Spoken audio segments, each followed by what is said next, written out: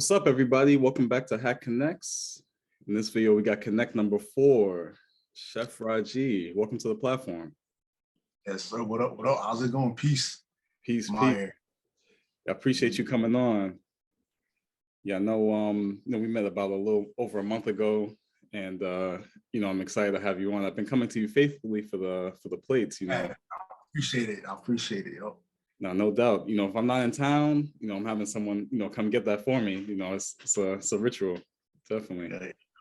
Yeah. Yep. You want to give a quick background about yourself before we jump into the questions?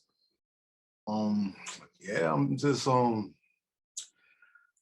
I've been a chef for almost over 20-some years now. So been dabbling in the plant-based for the past 2 years. So and then just trying to transition into a plant-based diet because that's what I think is the best fit for us as people. Better than eating on meat and dairy and all that other stuff. So it's all new to me. So yeah, for sure. And like you said, you've been a chef for 16 years. What got you into that?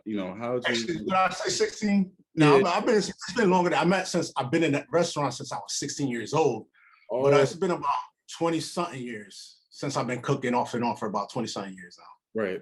That's dope. Yeah. That's dope. What got you into that? What got you started with that? I think just I think growing up in the household, being around my mother and stuff and brown food, I think that's what started me getting into food.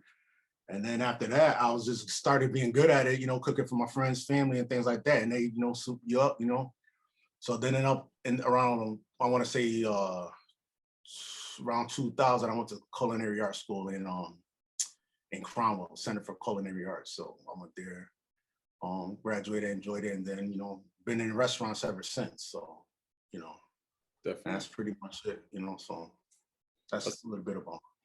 Yes, major. As far as, for myself, I started cooking a little bit here and there, but, I never really got fully committed. I guess I was a little lazy with it, but, I definitely tip my hat out to you. I know it's a lot that goes into it as far as, creativity and, consistency as far as, producing, high-end meals, so that's what's up.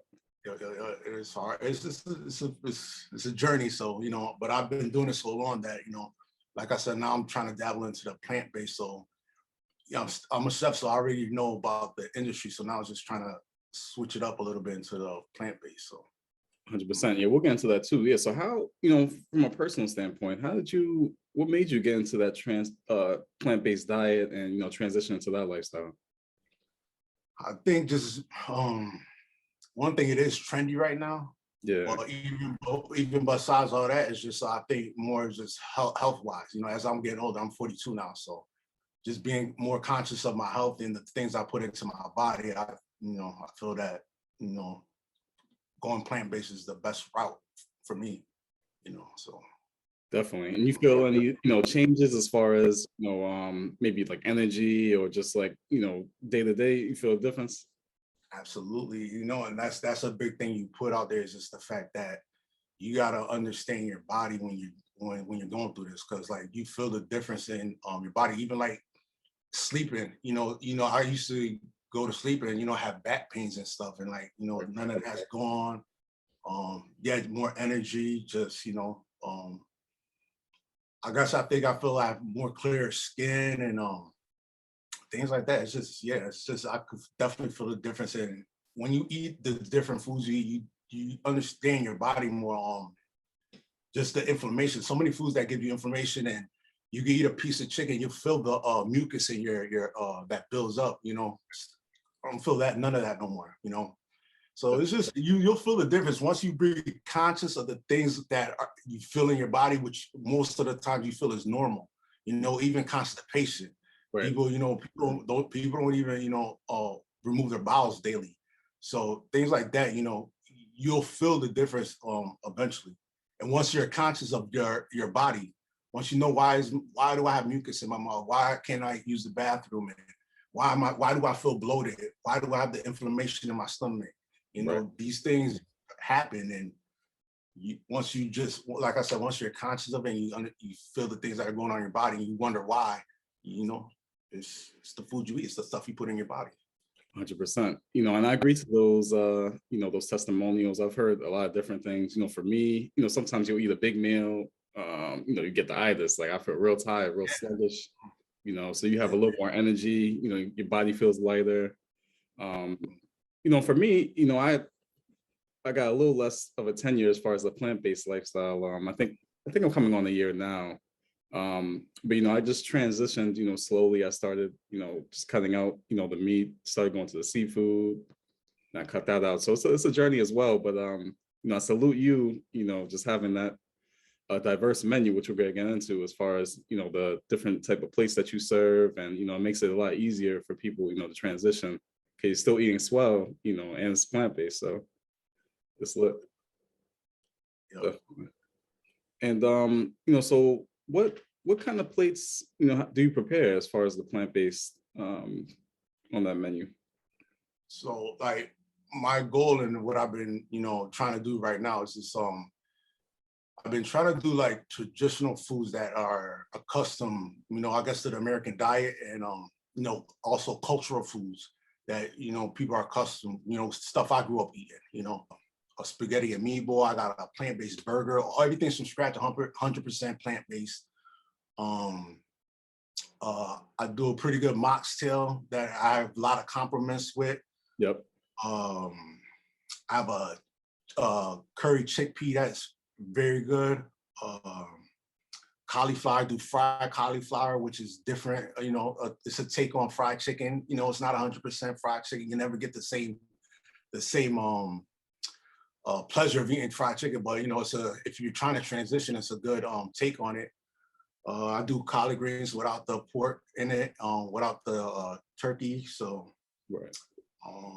Eggplants, I got an empanada, eggplant, so eggplant parm. So, like I said, I try to do a lot of traditional foods that we're accustomed to eating, but in a plant-based version. So, 100%. And it's funny, you probably get this too. When I go out, to eat with my friends or family, like, what do you eat? Like, what, plant-based? You just eat salads all day. Like, how do you survive? Where's your protein? And I'm like, man, I hate. Not that I hate, but I gotta explain it over and over. I'm like, you could get the same, sometimes plant-based may have, more protein and actually, more beneficial protein and nutrition, than, the, like you said, the traditional American diet. So, I feel like the items that you have and prepare, like you said, makes it easier to transition. They're very comparable and, they taste great. So, you definitely gotta keep it up for sure. Yep. I appreciate it. Yep. Yes, sir. No doubt. And so like you mentioned earlier, it's 2021, it's about to be 2022.